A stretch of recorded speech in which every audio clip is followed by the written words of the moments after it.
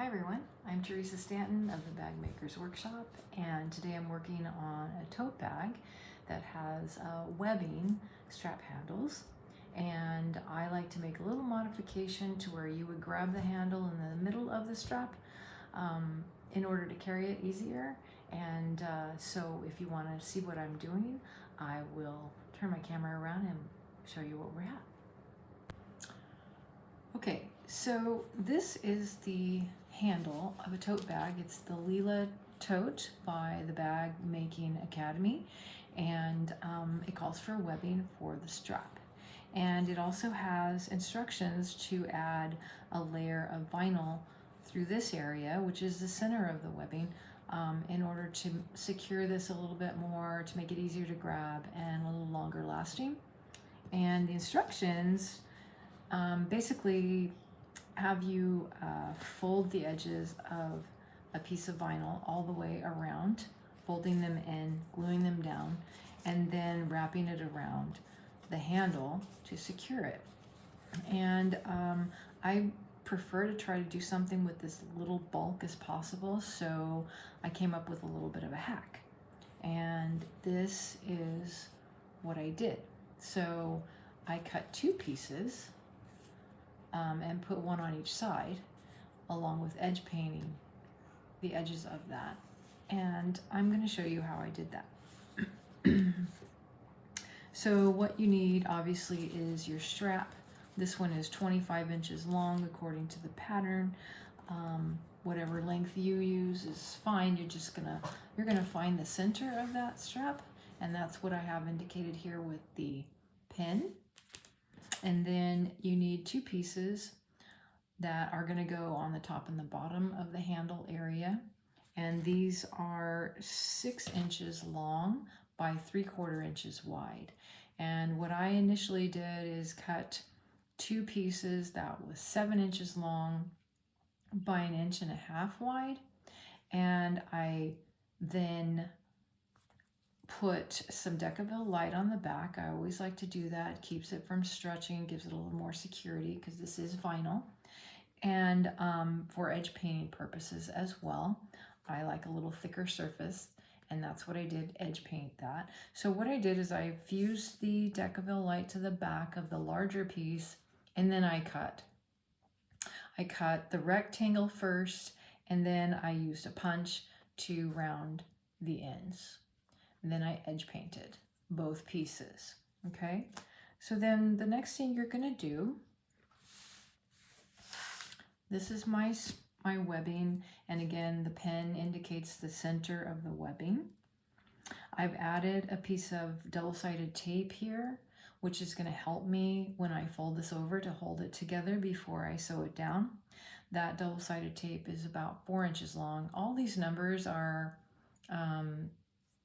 personal preference. So if you want this to be shorter or longer, then obviously you're going to do that and make adjustments to these numbers accordingly. So this 4-inch piece is 1 inch shorter on each side than the length of the cover. And I placed it down so that it was centered on the webbing. And the first thing I'm going to do is take that double-sided tape backing off, and I want to fold this in half, and align up those edges. Okay, so it's really important to make sure those edges are flush right there before you stitch it down. So I am just pressing this down, and I'm adjusting as I go to make sure that the edges are aligned. And I'm just going the length of that tape. And as long as I can see that see here is a little off, so I'm going to readjust that. Excuse me. Been dealing with a cough, remnants of a cough from a cold for about a month now. So now we have this lined up pretty nicely, okay? And it's just in that 4-inch section from here to here. And I just leave the pen in for alignment purposes until I have an opportunity to get everything put together. So now what I'm going to do is I'm going to take this over to the sewing machine, and I'm going to stitch in that 4-inch area, And essentially, so that I have a marker, I will take clips, and wherever that tape ends, I'll just put a clip on it, on each end. So now I know that when I go to the machine, I am going to stitch between the two clips. So we'll be right back. Okay, so I'm back, and as you can see, I stitched from here to here. And it doesn't really matter where you stitch, whether it's closer to one edge or the other. If you have issues with your needle gumming up with the tape, then you want to place the tape strategically so that when you do stitch, it's not going to get caught in there. So for instance, I'm not going to put the tape along the edge, along either edge. You wouldn't put it along here or along here, because when it is folded over, you will be stitching down to apply these pieces, right? So I moved it in slightly from this, from the edge, but not quite center either.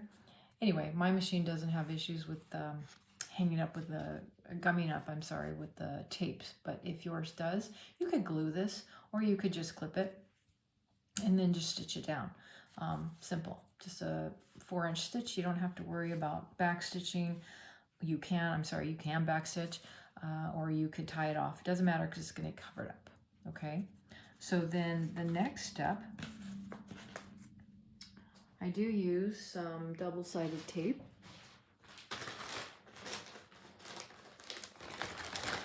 On this, and all I'm going to do excuse me, is put some double-sided tape on the back, right down the middle, and it doesn't have to be all the way to the end. As a matter of fact, I suggest you don't put it to the end, because you're going to have to punch through the hole with a rivet, for a rivet. Sorry, I'm using the wrong scissors. You're going to have to punch a hole through the end for the rivet, so you don't need the tape to go all the way to the end. So you put that on there, and I'm going to put it on both sides.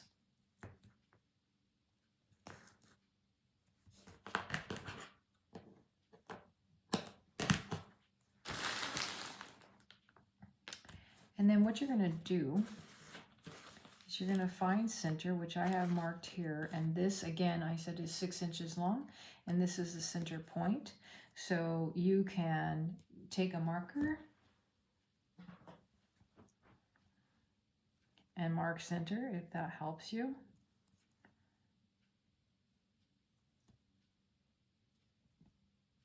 To line that up, okay? And so what I do, I'm going to take the double-sided tape off, I'll lay this flat, and I always line up my center mark with a line on my table, and then I can see my mark that I made, and I can just line that up with the pen. Now here's where getting everything even is crucial. And so when I say getting things even, that means that it's even from top to bottom, so there's no extra edge of the webbing sticking out on each side. If for some reason you undercut this a little bit and so it's slightly smaller, it's okay if there's a little hair of this showing, but it needs to be even on both sides. So now I'm just going to work it down so that I know it's even. It's placed evenly. This part's pretty simple. Just know that on each end where these are, there's about 1 inch of nothing glued or sewn together. So perhaps holding it with a clip to help you keep everything lined up would be helpful, right? So I'm holding it together so that those edges stay even right there, okay? So everything looks pretty good. And the reason getting everything centered and lined up is important is because when you go to apply the other piece on the other side, if it's off, or if one is off from the other one, when you go to stitch it, it's going to show. And on this one, as you can see, I only stitched along the sides. I did not stitch around the end. And that was, there's a reason for that. So I thought, if these pieces are not lined up perfectly so, from one end to the other, if they are not exactly flush with each other, then my stitching is going to be off on one side, right? So I thought, well, I don't trust myself that much, so I'm just going to go ahead and stop my stitching about a 1/2 inch from each end and then put rivets in. And so again, I have started my stitching and stopped my stitching a 1/2 inch from each curved end. And the top stitching is 1/8 of an inch from the edge. So, get my ruler. I'm going to go ahead and add this to the other side.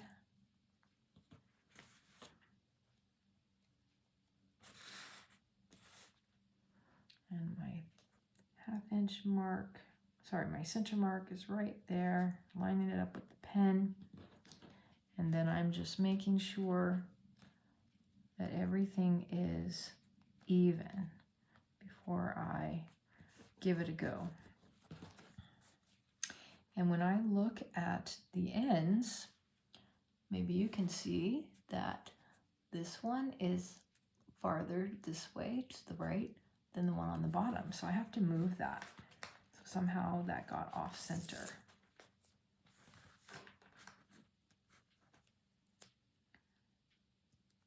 So I'm using my center mark, but this time, because I know it's off, somehow I got it off. I'm going to be a little more cautious about this. And I'm going to look on this end. Looking at it from this edge, you can't see it, but I can see where the one on the bottom has ended, and so I can line that up a little bit better. So now when I look, those two ends line up with each other pretty good. I see it's a little bit off. So I'm going to try moving it again.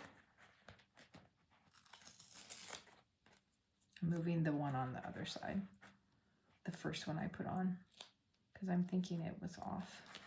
And you can always pick it up and look at it from the profile and just see if it's lining up properly.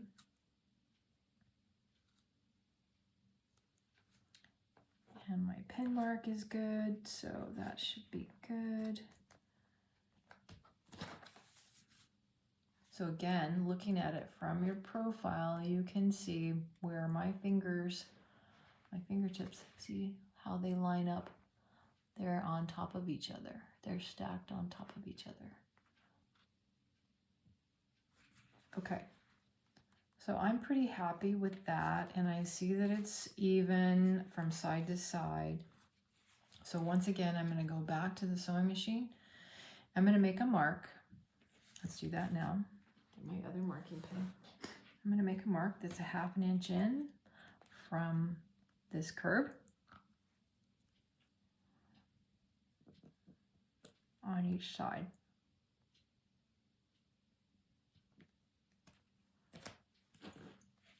Not sure if you can see those marks. My leather marking pen, you see the little shiny spots that I had marked. I'm going to do the same thing on this end. If you're good at eyeballing, then by all means.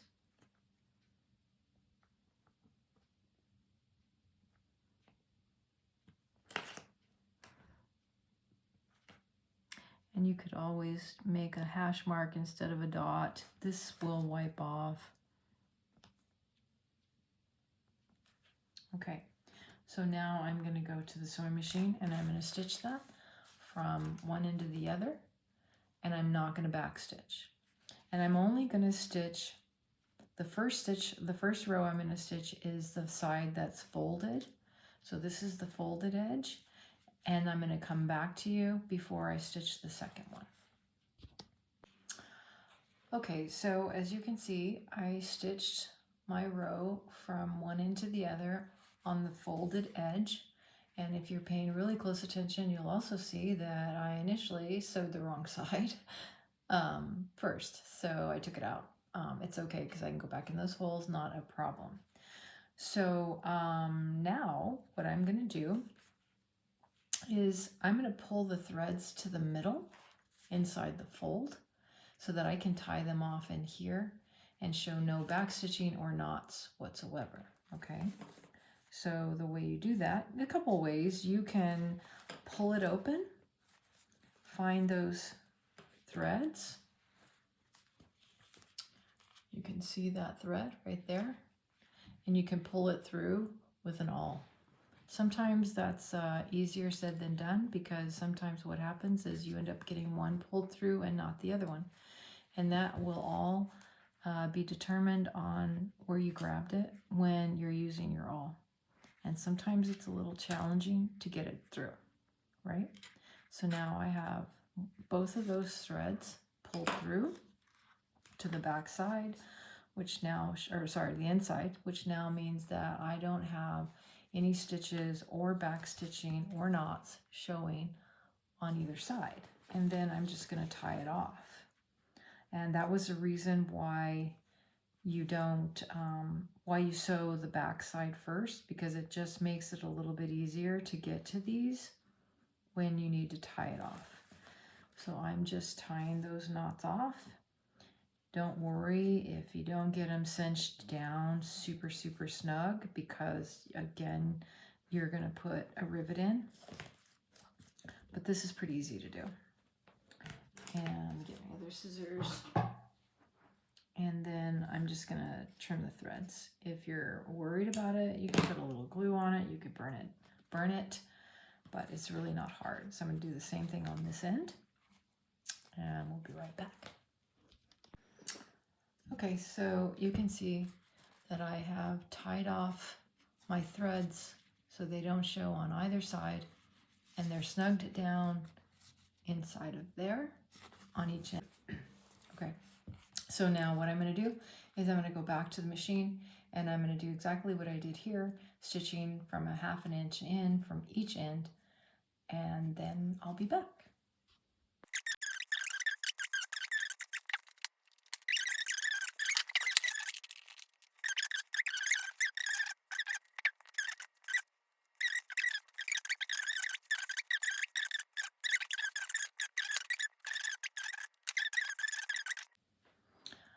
Okay, so our final step is to add the rivets, and I'm pretty sure most of you know how to do this. It's pretty straightforward. But what I do, if you've never done it, I have a Tandy leather marking pen. This is just the filler, the refill.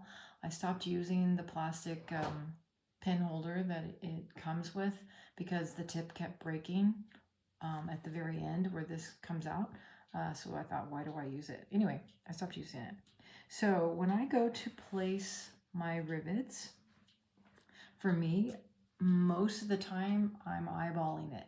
And what I mean by that is I'm gonna take the cap of my rivet, I'm gonna place it down on the end where I think it should go. Now, let's see if you can see this. I don't like to have my rivet, the head, the edge of it, I should say, too far off the edge, okay? So when I place this on here, well, let me show you using this one. When I place it on here, I like to make sure that there's leather all the way around and it's not hanging over the edge or even close to the edge. And I also try to make sure that you obviously don't want to, in this case it doesn't matter, but if you had stitching anywhere, you don't want to punch a hole through your stitching, and you want to make sure it's evenly spaced from side to side. And so when I do this, I lay the cap part of the double cap rivet on my leather, on my vinyl, whatever I'm working on. And I look to see, first of all, is it even from one side to the other? And it's not. It needs to go a little more to the center. And then I look to see if I like how far it is from the edge. And I'm pretty satisfied with the way that looks. And once you're satisfied, what you're going to do is take your thumb and just press down on the cap, which will then leave an impression. And some vinyls will bounce back pretty quickly from that impression. They have a lot of memory. And so that I just make a mark where that impression was before it disappears. And then I do the same thing on this end. And I lay it down, and all I'm doing is I'm looking to see where that is in a relationship to where that hole is, or the mark for the hole is. And I'm pretty happy with that one too. So again, I'm just going to press down and make a mark. Now, before I start punching anything, what I do is I take a look to see if they're actually symmetrical. And what I'm noticing is this mark is a little closer to this end than this one is. So I'm not happy with that. I'm going to wipe this one off. And the way you can better eyeball it is you can put that cap back where you had that first mark, which helps you eyeball placement better, because your post or the stem of the cap is what's making the indentation, and clearly it's smaller around, and so it's not gonna, you're not gonna see that when you're placing it to be able to identify exactly where you want it.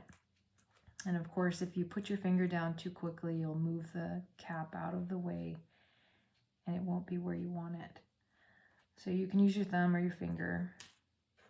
I'll make another mark where that's at.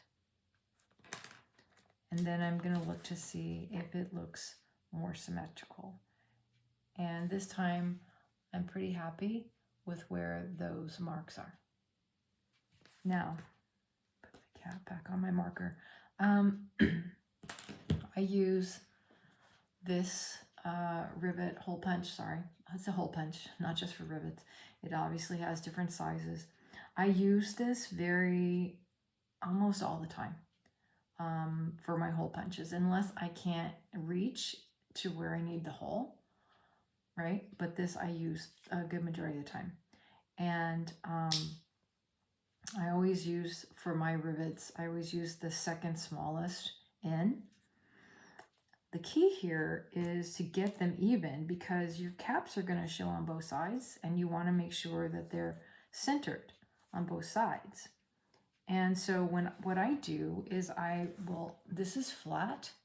I lay it down on my table where I can get it, the edge of it, off the edge of the table. And then I'm going to put this under there, and I'm going to center that cutting portion right over the top of where that mark is. Now I'm only holding it in place. I haven't pressed it down, so the hole has not been made. And I'm putting this flush on the table, so I feel like it's centered on both the front and the back. But if you want to be sure, lift it up, holding it in place. I'm not pushing down, I'm just holding it. Look over on the back, and you can see, let's see if you can see this.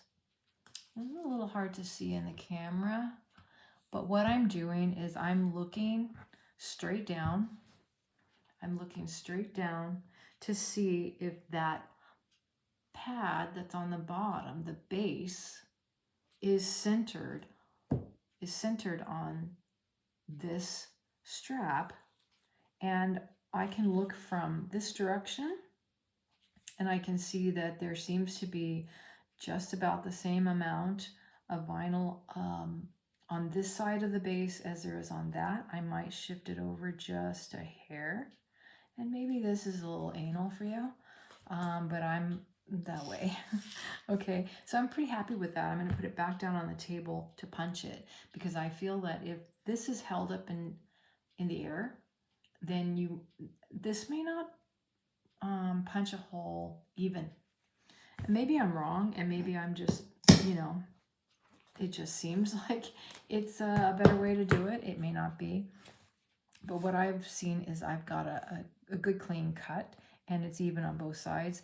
Sometimes there's a little remnant of either the vinyl or the webbing left in the hole. and I just push that through. So then when it comes to placing rivets, I always put the post end on the bottom, and at this point you have to decide which side is the right side and the wrong side, right? So I'm going to choose this as my bottom side or wrong side, and I'm going to place it through with the stem coming up to the top, right?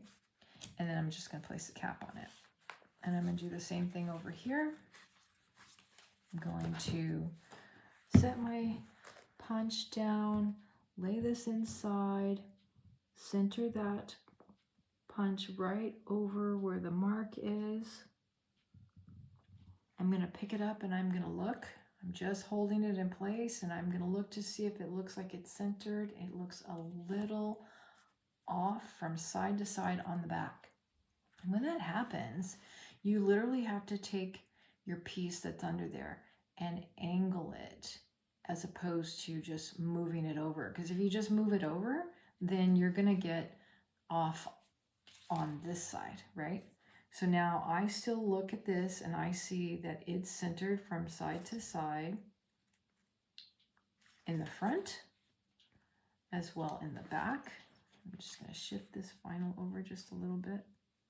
There we go. I'm happy with that. And then I'm going to place it back down on the counter and squeeze. Getting rid of any fuzzies or excess that got left over. I don't know how or why that always happens, but you always get little leftovers. Throw the post in the back. And where did my cap go? Oh, there it is.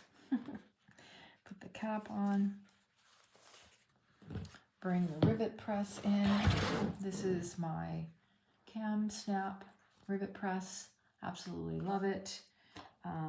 I've been able to set rivets of any size as long as it's, so for instance, if this is a 9mm die, anything 9mm or smaller will fit in here. You don't want to go larger. You might be able to push it with a 10mm cap, but nothing larger than that. So you don't have to have a die for each size cap. Put it down, press it down, pop it in, press it down. And there you have it. Handle that's nice and sturdy, looks pretty. You don't have to worry about bulk. You do have to edge paint. Well, I guess you don't have to, but I prefer to. Anyway, I hope this helps, and I hope if you do one of these that you share a picture with me. Have a great day.